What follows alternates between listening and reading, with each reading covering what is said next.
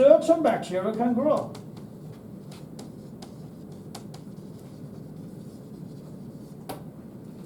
So very simple example. I give you an easy example compared to so-called McConkey agar. If I have a neutron broth, neutron agar, let's say, I'm at 100 ppm penicillin. It is antibiotics. So this is a selective media. Why? Most of the bacteria will be died because you have a penicillin there. So which bacteria will survive? Only penicillin resistant bacteria can grow. So it's a selective media. In our slides, it mentioned about McConkey agar. It's a little bit complicated. We can talk about that, but we are going to go talk about this real quick. Just give you an example. That's a selective media. Okay, what is differentiate media? This first part. Differentiate media basically is you see the color change of colony. Because biochemical reaction.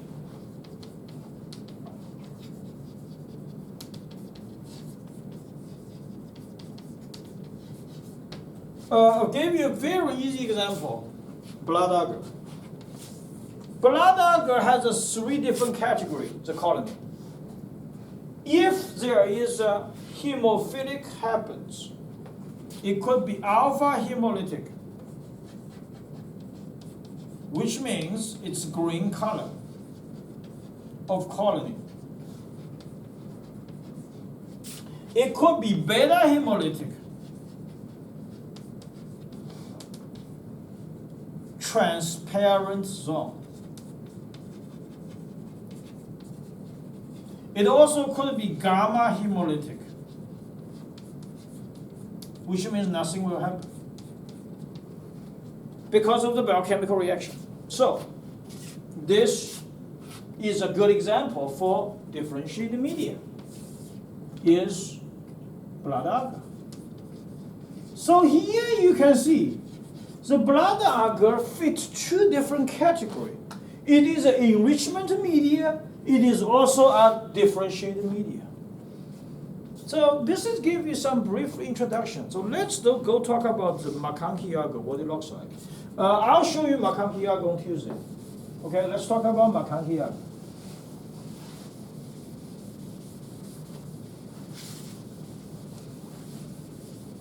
So McConkey agar is a very common agar in the lab to grow E. coli. So that's why it is used as a very important tool to be talked about in the class. But it's not very easy, and there are some tricky there. Okay, so McConkey agar.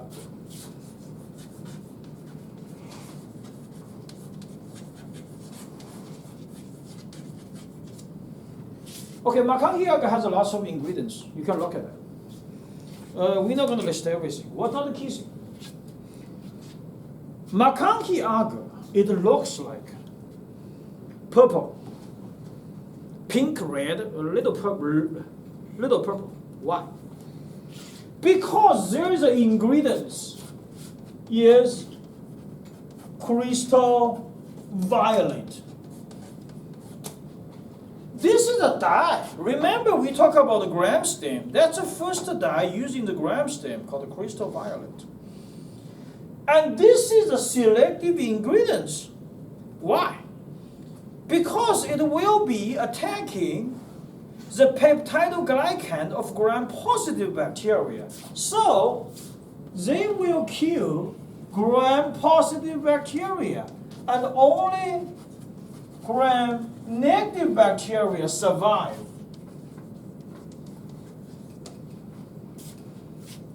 So that's interesting. Only gram-negative bacteria survive. So that's why it's a selective media. It's a selective medium. How about biosalts? Well, because it's a salt. So certain bacteria won't grow, but it's not that selective. Okay, now the next one. McConkey agar, if we write like that, what's the real name it should be? It should write McConkey lactose agar. Because a McConkey agar like that containing lactose, and the lactose is a differentiating ingredient.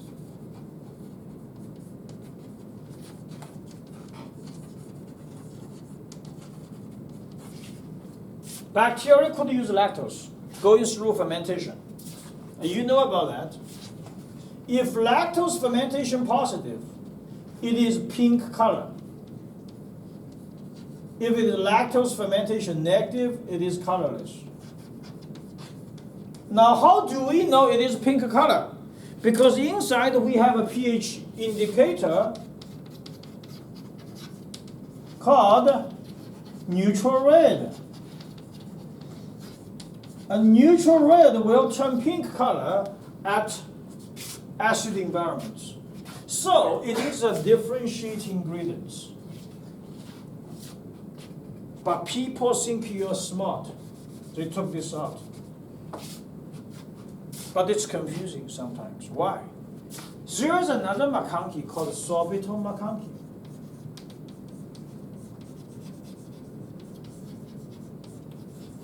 Now in this agar plates, there's no lactose, there's only sorbitol. Why this is important? This used to differentiate a very important pathogen in the meat.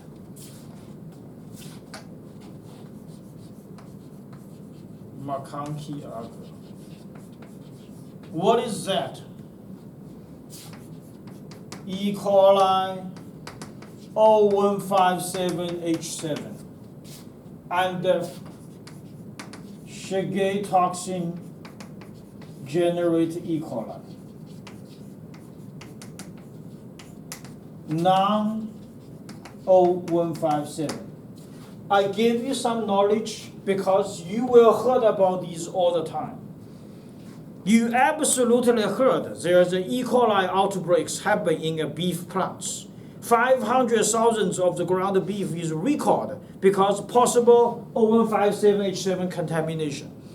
You absolutely heard about there is a chunk of the beef knuckles is recalled because non-0157 Shigei toxin generate E. coli. Because it's a bigger public risk in the United States. Now, how are we going to differentiate that?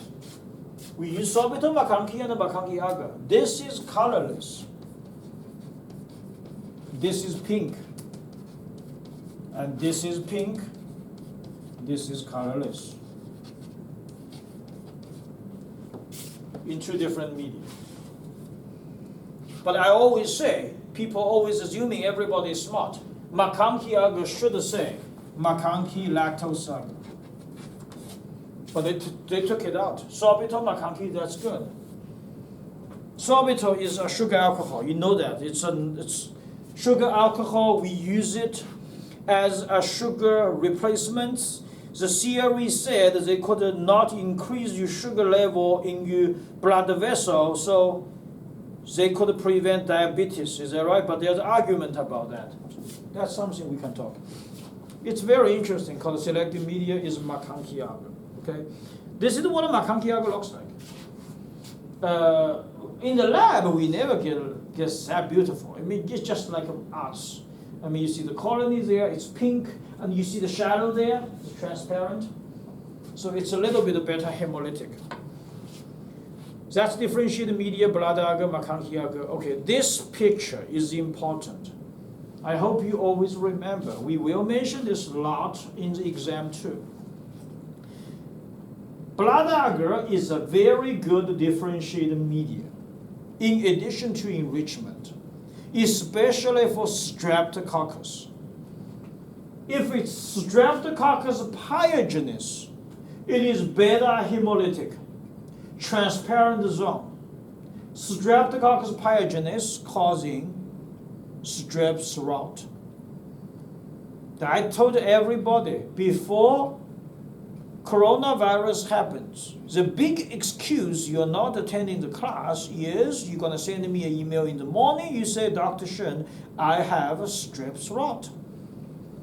And I believe you, but what's the pathogen?